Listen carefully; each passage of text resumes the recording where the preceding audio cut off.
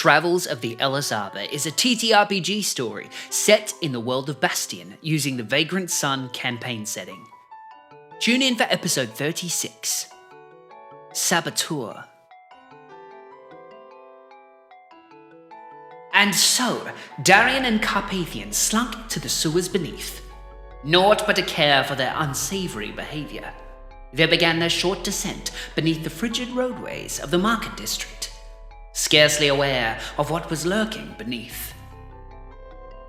Only a few feet of rock and pavement separated the cobblestone streets and the murky dungeons they now found themselves in. The ratways, as the locals called it, were a mix of corridors and caverns, more similar to an ancient ruin than a conventional sewer.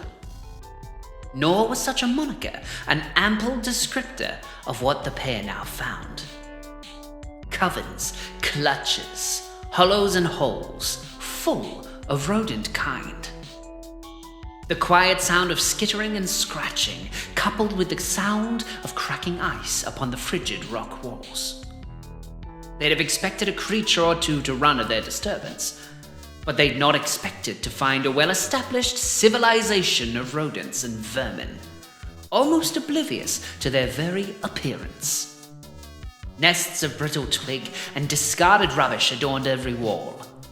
For every crack between stone, another foul nest of tiny creatures nestled within. Larger, engorged creatures strut about the flat terraces, carrying all manner of scrap back to their hollow den. These pirates weren't so much lurking in the sewers as they were guests in an endless kingdom of vermintide. Corridors turned into steep slopes. Corners turned into soft, mushy puddles where remains had left to rot. All the while, they kept a small lantern light, and Carpathian waved his arcana to stay the infernal stench of decay. They continued on, finding a rough direction in which they'd be just underneath the Dew Downs mill. They cared not to disturb the rodents. Who knows how many would be summoned in their defense? A curious sight befell the captain as he watched for the faintest hint of danger. The aqueduct itself ran like a river through every corridor. Barely a foot deep, it had frozen over in the brittle harshness of the frost season. The murky, grey-coloured sludge was just barely transparent, and they could see what had been entombed within. A clutch of 4 or more giant rats had been sealed within an icy tomb. The size of these rodents varied from a few inches to as big as a dog. These rats, however, had a curiosity about them. One in particular, whose eyes had fallen away, leaving scarred, streaking lines across its face. These scars were hewn in blues and purples, giving off a faint electrostatic. Within its open maw, Darian spied what looked to be a soft-coloured gemstone, faintly glowing through the icy seal. The next bore similar scars, though a red gem sat embedded into its lower jaw. Another and another, until finally Darian had spied 4 giant rats, all falling to a similar kind of misfortune. What do you make of this? Some kind of abomination? Surely they did not come upon magical crystal simply to be slain by it. I don't care to stay around to find out. If we find one out of the ice, I'll be sure to examine the crystal as to its properties. It's a shame. That kind of arcana is Nout's specialty. Crystals, you mean? Carpathian paused with a quizzical look. Not quite. Enchantments. Embedding a crystal within a creature, depending upon the aspect of the crystal, can have a very similar effect to the ones upon Nout's shield. And so onward they pressed, finally rounding a corner into a faintly lit, circular room. The rear of the room gave off a faint heat, the distinct smell of wax as candles and lanterns hung on the far wall. they formed a distinct silhouette of a ladder that ascended above the ratways. But before they could slink forward to find a vantage point, another silhouette appeared before them. In the half-light, a smaller, humanoid figure stepped out, coupled by the unmistakable click of a firearm trigger. The pair reached for their weapons in swift retaliation.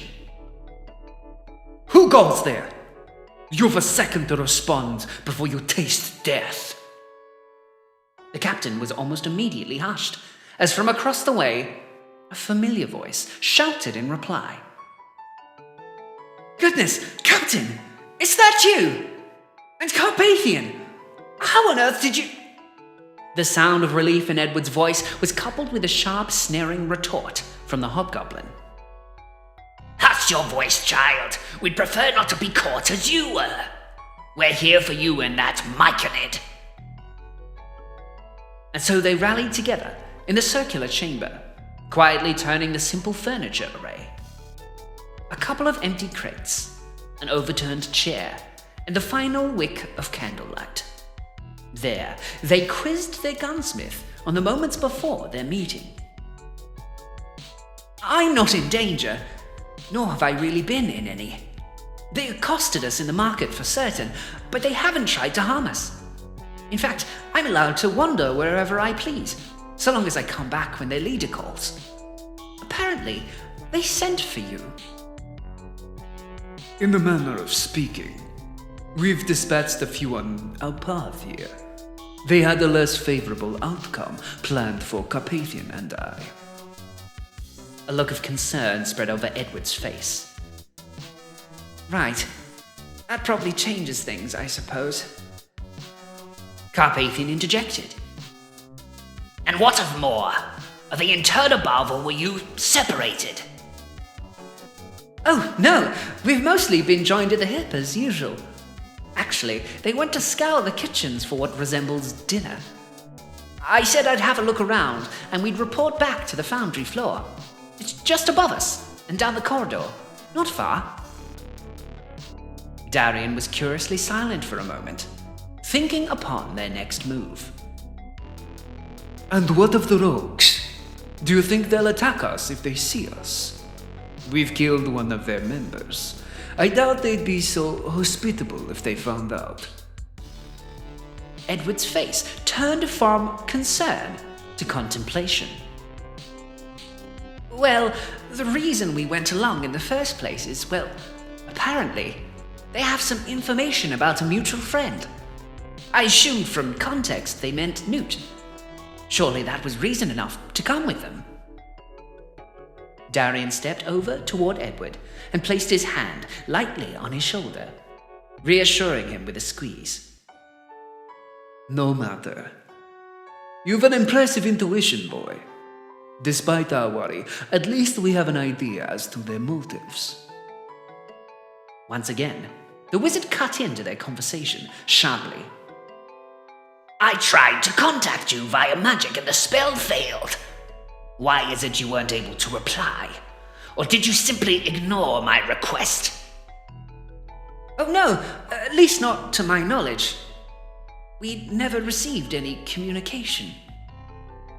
More quizzical silence fell over the group as each further insight led to more and more questions. And suddenly, from the room above, the sound of crashing metal and smashing glass could be heard throughout the porthole. Shouts and raised voices quickly rose in reply. I imagine that's more. Quickly, we can't let them alone for long. And so, with even more alacrity and stealth, they slunk toward the surface, drew back the porthole, and appeared in what could only be described as a cellar. Light danced from beyond an open door, and the crew took places behind stacked boxes, filled to the brim with wine and rations. Skittering around a corner, laced in all kinds of foodstuffs across their magnificent dome, more gleefully ran in the opposite direction. All the while, a pair of leather-clad rogues pursued with weapons drawn. Get that filthy mushroom! It did something to Rhaegar's weapons! Made them explode! We can't let it get away with it! Yeah, take it down! Pump some lead into it! And from their vantage, ready to strike, the crew watched as one of the rogues turned their pistol upon the hapless Myconid. To their surprise, pulling the trigger back caused a flash of bright green arcana to appear for just a moment. The air was filled with a caustic acid, causing the gun to launch from the rogue's hand as the corridor echoed with pained screams. Travels of the Ellis Arbor is made possible by the generous support of our subscribers, followers, and most notably, our patrons. Thanks to all our Moon, Wedge, Crown, and Hex tier patrons for supporting us so far on this journey. Please subscribe, give a like or a comment, follow us on Twitter, and stay tuned for the next episode. Make sure to follow us here on YouTube, on Spotify, and on twitch.tv/lonomy. Don't forget, take care of each other.